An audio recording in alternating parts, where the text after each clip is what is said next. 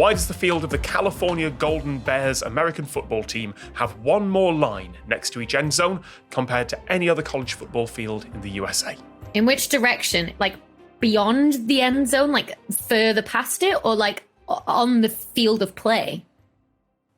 It's a very, very good question, that is, and I'm going to just not answer that immediately.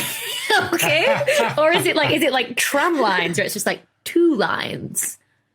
Because like it's a really tall stadium and they can't see thin lines from the very top of the ground, so they made it thicker. I can't believe there's an American question and it's about football, which I know literally nothing about. Yeah, sorry. It's an American football question going to two British people and someone American who knows nothing about sport. I don't think you need to know much about sport to answer this question. Hey, I've been to 2 NFL games in London. I consider myself slightly qualified to answer this question. I mean, is it specific that it's in California, or is it just the fact that it's one team that is doing this? Oh, I think you're onto the right lines with California there. No pun intended. I was going to say something like it was the first football stadium and they hadn't quite figured out the dimensions yet. But California probably wouldn't be the first because it was like the last state that they got to almost. Also, can I just say the fact that college football is a thing at all and that like tens of thousands of people go watch uni kids just like running around a field is madness to me. Yeah, it's really weird. I've been to LSU's stadium. It's bigger than Wembley and full every week there's a game. It's just really weird as a concept. Yeah. Like people who played football at uni, like, you know, football, they'd just be so hungover from the previous night. You just watching like 22 hungover lads just run around a pitch. Oh yeah, I remember the athletic union at my old university. Like, they were good, they competed, and that was not an important part of their lives compared to like the university part. I think that's also a sport difference thing, because you can scout soccer players at like age, I don't know, like early teens, maybe 8, 10, something. You can tell someone's got talent that early. Whereas for NFL, you got to wait until someone is in their late teens before you can go, okay, they're definitely going to be a good player. So I think it might be, it's partly just that America is a bit weird, but I think that's also one of the reasons. You've now got me wondering how that correlates with rugby as well. Yeah. But anyway, California. So it's specific something to do in California. Yeah, and you don't need to know about sport.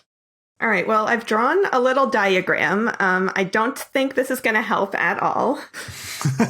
Is it because it's very bright sunlight in California, so there's too much reflection or too little one line, or no? I'm still on they're making the lines thicker, and it's probably not that. Like, this is my original question. How far beyond the line is this new line? It's not to do with the sport. And it's not. Is it the California coastline, like down the edge of it or something? Sorry, I thought you meant literally that the stadium was overhanging the coastline there for a moment. No. If they like, that's the new element of danger. Yes. If you step over this line and jump too high, you might fall through. There's cliffs below. You know, we don't. No. I thought it was decorative. Like, it's kind of like a California represent. Here's like the outline of California line. Unfortunately not. You are actually a little bit closer than you might otherwise be there. It's certainly to do with something Californian and something geographic. Oh, is it the San Andreas fault line? Oh, yes. Yes, it is. Well, what? It's the Hayward fault line, which is part of that whole network. You're right. Okay. They have just drawn the fault line onto the pitch. It's not a straight line. It's actually two parts of the same zigzag fault that goes through. But they just decided to add it as an additional line onto the field. Of course they did. Good for them. Yeah, they've spent millions making the stadium and the campus safe because they built it on an active fault line, which, as building decisions go, is very Californian. Well, now I've got a fun new piece of California trivia for all of my friends. Yeah, I'll give you another one. The stadium's built in two halves so that if the fault moves, it won't fall apart.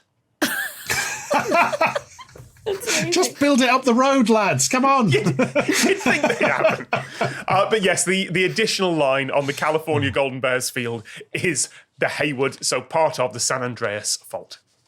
There is an earthquake testing lab at San Diego University that when I visited, they were using. So it was like a shake plate that would shake the whole ground. And I was like, oh, God. I was like, oh, it's an earthquake. And people were like, oh, it's fine. Don't worry, there's earthquake testing. And I was like, but how do you know that it's part of the testing and not a real earthquake? One of my main uses for Twitter is just to find out if there was actually an earthquake or if it was just like a heavy truck going by. There's a famous story about a professor who was on the phone to someone. This is like 1970s, 80s. On the phone to someone at another California university. Suddenly heard the person they were on the phone to go, earthquake, and put the phone down. At which point he paused, walked up, went into the next room and said, I think we're due an earthquake about now. Because he knew how long the waves would take to transit between that university and timed it just so he'd go in as the shaking started. It's probably apocryphal. I just really like the story. They now think he's a god. He got tenure. I curse this place to an earthquake. Can I have a 10% pay rise, please?